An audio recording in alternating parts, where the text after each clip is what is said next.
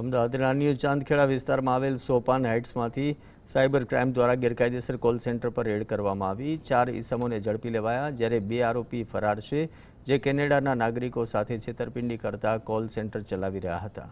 ફરાર આરોપીઓ શિવાંગ દસમાના અને ફાલ્ગુન પટેલ આ કાંડના મુખ્ય સૂત્રધાર હોવાનું સામે આવ્યું। ફાલ્ગુન દેશના અન્ય ભાગમાંથી કોલ સેન્ટર સંચાલિત કરતો હતો અને તેના વિરુદ્ધ ભૂતકાળમાં ઉદયપુર અને ચંદીગઢમાં પણ ગેરકાયદેસર કોલ સેન્ટર કેસના ગુનાઓ નોંધાયેલા છે।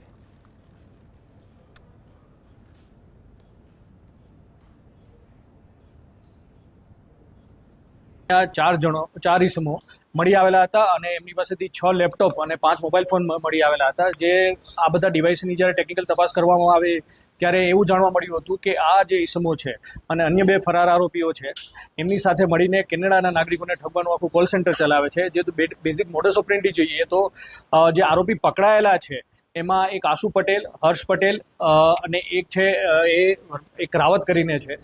આ 3 આરોપીઓ અને એક અન્ય આરોપીઓ છે કે જેના ઘરે આ કોલ સેન્ટર